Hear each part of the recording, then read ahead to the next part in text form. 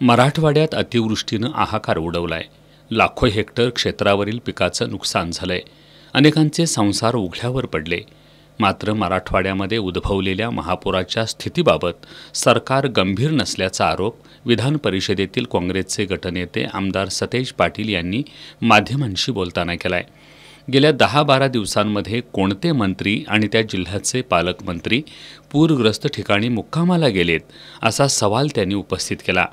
सरकारनं जाहीर केलेली नुकसान भरपाई शेतकऱ्यांची चेष्टा करणारे आहे।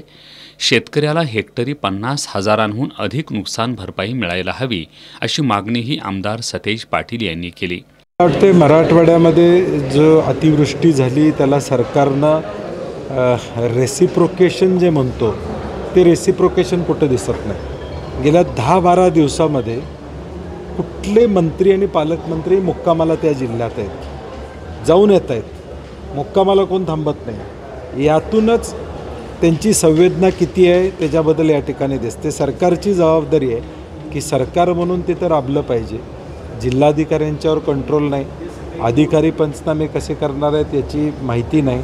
आणि जी नुकसान भरपाई आम्ही सगळेजण मागतोय हेक्टरी 50,000च्या वर या ठिकाणी द्यावं, कारण की पूर्ण शेतकरी उद्ध्वस्त झालेला आहे। त्याचा विचार सरकार करणार आहे का नाही आम्हाला माहीत नाही, परंतु या सगळ्या विषयाकडं एका संवेदनशीलतेनं बघणं गरजेचं होतं, परंतु हे सरकार आता बघताना दिसत नाही। राज्य सरकार म्हणून पूरग्रस्तांसाठी जे काही करता येईल ते तातडीनं केलं पाहिजे। जिल्हाधिकाऱ्यांना तशा सूचना केल्या पाहिजेत।